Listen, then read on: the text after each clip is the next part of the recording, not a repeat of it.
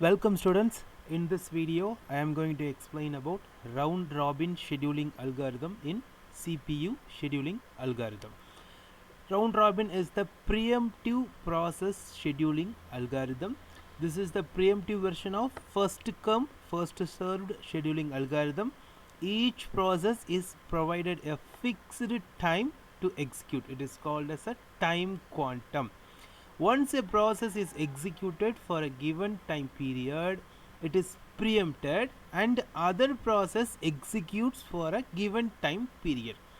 Context switching is used to save states of preempted processes. If the time quantum is too high, it will become first come first served algorithm. If the time quantum is too low, it will become time shared algorithm. Now we have an example to understand round robin scheduling algorithm.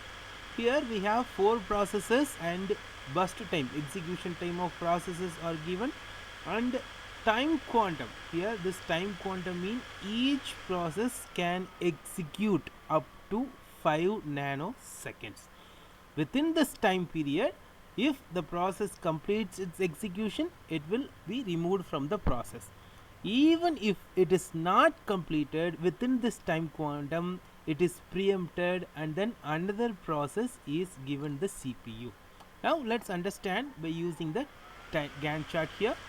So I'm going to build a Gantt chart again. Okay. For we assume that we start at 0th nanosecond, and now the process 1 starts its execution. Process 1 starts its execution for 5 nanoseconds. 5 nanoseconds. So here you can see process 1 will run for 24 nanoseconds, but it will be given only 5 nanoseconds. After this, process 2 starts its execution. So the remaining time of process 1 here is 16. The remaining time of process 1 here 16, and then process 2 starts its execution, and overall it will run for 3 nanoseconds. So in the first time itself it will complete its execution. Process 2 now completes its execution, and then process 3 starts executing in the CPU, and it will run for 5 nanoseconds. So 13, 8 plus 5, 13, and remaining for process runtime for process 3 is 1, and then process 4 starts its execution. Process 4 will run for 2 nanoseconds.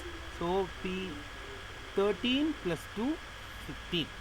Now we have two processes completed and another two processes, which is process 1 and process 4. Process 3. So process 1 will run executing in the CPU, and it will run for 5 nanoseconds again.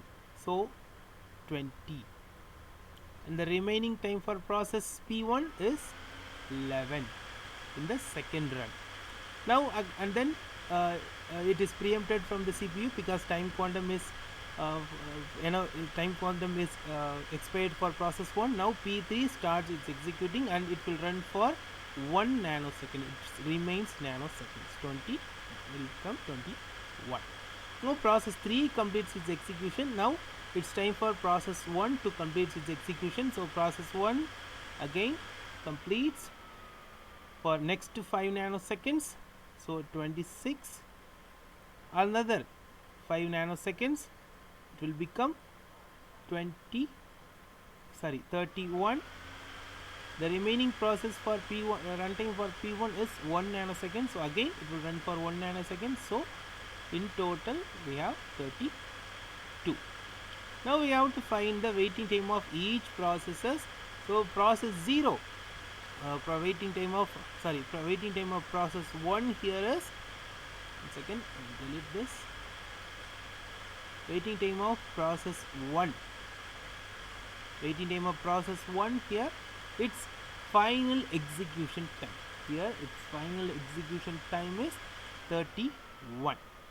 31.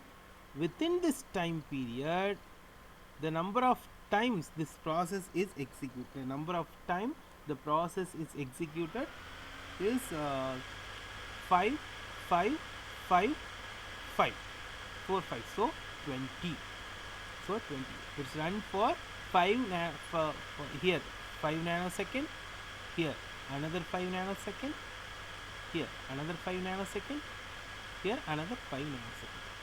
So the final starting time of the process P1 is 31 minus removing all this execution time of process 1 here. So 20. 31 minus 20 will give you 11 for process 1. And then process 2 starts its execution at 5th nanosecond. 5th nanosecond. And then it won't run again.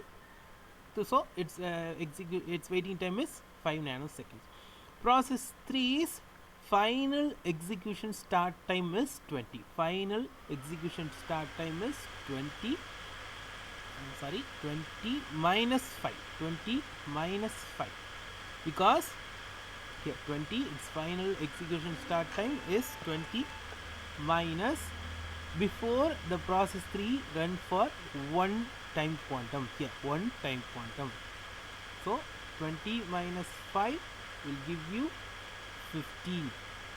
And then process 4 starts its execution at 13th nanosecond, and before that it won't execute, and after that it also doesn't execute. So its waiting time is 13. In total we have 44. We have around 20, 31, 44. Yes, 44. In total we have 44. So this is the total sum of all the processes waiting time divided by number of processes 4 will give you 11. So this is the average waiting time for this question, 11. Okay, this is how we have to find the average waiting time of round robin scheduling. Okay, that's it for in this video. We will see in the next video. Thank you all.